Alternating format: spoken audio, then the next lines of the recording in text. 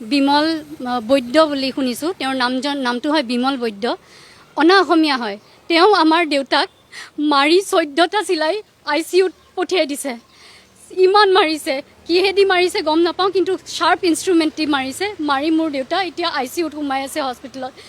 আজিৰ ডেটত কেনেকৈ ইমান সাহস হ'ব হ'ল, কেনেকৈ ইমান সাহস পালে কি অসমীয়া মানুহ এজনক এনেকৈ অনা অসমীয়া মানুহ এজনে মাৰি ফেলে চবৰে সন্মুখত।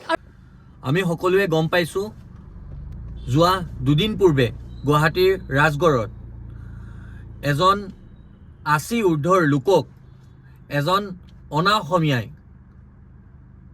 বৰ বেয়াকৈ প্ৰহাৰ কৰিছিল আৰু প্ৰহাৰৰ পিছত সেই লোকজন পলায়ন কৰিছিল আৰু যিজন লোকক প্ৰহাৰ কৰিছিল সেই লোকজন ICUত ভৰ্তি হ'বলগীয়া হৈছিল।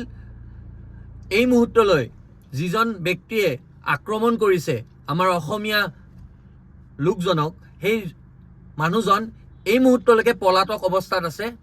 আৰক্ষী প্ৰশাসনে সম্পূৰ্ণৰূপে চেষ্টা কৰি আছে তেখেতৰ লোকেশ্যন ট্ৰেক কৰি তেখেতক কৰায়ত্ব কৰিবলৈ, কিন্তু এই মুহূৰ্তলৈ তেখেতে ফোনো ছুইচ অফ কৰি ৰাখিছে আৰু লগতে আৰক্ষী প্ৰশাসনে এই মুহূৰ্তলৈ তেওঁৰ কোনো ধৰণৰ সন্ধান উলিয়াব পৰা নাই। আজি দুদিন পিছতো আমি আজি এই ভিডিঅ'টোৰ যোগেৰে আমি সমগ্ৰ অসমবাসীক আমি এক অনুৰোধ জনাব বিচাৰিছোঁ যে আমি স্ক্ৰীণত সেই ব্যক্তিজনৰ ফটো আমি লগাই দিছোঁ।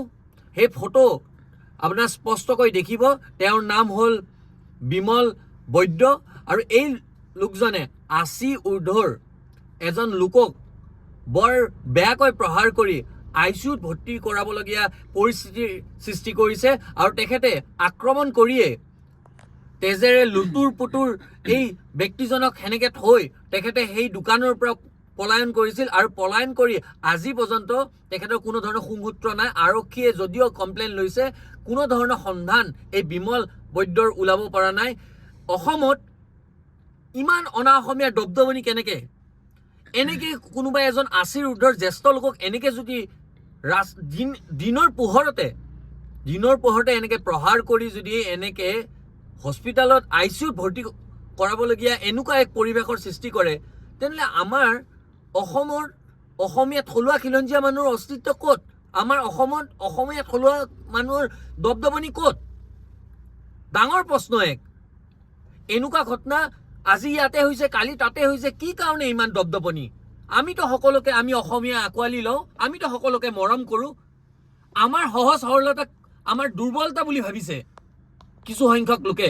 আৰু এনেকুৱা এই বিমল বৈদ্যৰ দৰে লোক যিসকলে আমাৰ অসমীয়া মানুহক 80 ঊৰ্ধৰ এজন বয়োজ্যেষ্ঠ লোকক মাৰিবলৈ এবাৰ ভাবিব লাগিছিল। তেখেতে আইনাৰে প্ৰহাৰ কৰিছে। তেখেতৰ যিজন ব্যক্তিক তেখেতে প্ৰহাৰ কৰিছে তেখেতে এই মুহূৰ্তলৈকে হস্পিটেল ভৰ্তি হৈ থাকিবলগীয়া হৈছে। এই এনেকুৱা ধৰণৰ দুঃসাহসিক এনেকুৱা কাম কৰিবলৈ কোনে তেখেতক ইন্ধন যোগাইছে? কাৰ প্ৰয়োজনত এনেকুৱা ধৰণৰ এই অনা অসমীয়া ব্যক্তিসকলে অসমীয়া মানুহক এনেকৈ প্ৰহাৰ কৰিবলৈ সাহস পালে?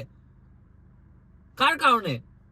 এই ফটোখন আপোনালোকলৈ আগবঢ়াইছোঁ এই বিমল বৈদ্যৰ অসমৰ শদিয়াৰ পৰা ধুবুৰীলৈকে, বৰাক উপত্যকাৰ পৰা ব্ৰহ্মপুত্ৰ উপত্যকালৈকে এই ব্যক্তিজনক যদি কোনোবাই কৰায়ত্ব কৰি দিব পাৰে, তেখেতৰ যদি খবৰ দিব পাৰে, আমি আমাৰ তৰফৰ পৰা আমি তেখেতক পুৰস্কৃত কৰিম। আৰু এটা কথা ক'লোঁ, তেখেতৰ আমি পৰিচয় গোপনে ৰাখিম। কোনো চিন্তা কৰিব নালাগে, তেখেতৰ পৰিচয় গোপনে ৰখা হ'ব।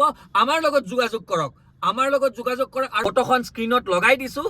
আপোনালোকে য'তেই বা এই ব্যক্তিজনক, এই বিমল বৈদ্য নামৰ এই ব্যক্তিজনক দেখা পায়, তেখেতৰ আমাক সন্ধান দিয়ক আৰু সন্ধান দি আমি আমাৰ তৰফৰ পৰা তেখেতক পুৰস্কৃত কৰিম। পুনৰবাৰ ক'লোঁ, তেখেতৰ পৰিচয় আমি গোপনে ৰাখিম আৰু অনাগত ভৱিষ্যতত এনেকুৱা ধৰণৰ কাম কৰিবলৈ কিন্তু প্ৰতিজনে, কোনোবাই যদি ভাবিছে যে অসমীয়াৰ ওপৰত দবদবনি চলাব, অসমীয়াৰ ওপৰত আক্ৰমণ চলাব আৰু আমি হাতে হাত ধৰি বহি থাকিম, এই কথাটো কিন্তু নহয়। তেওঁলোকে মূৰ্খৰ স্বৰ্গত বাস কৰিছে, আমি স্পষ্টকৈ জনাই দিব বিচাৰিছোঁ।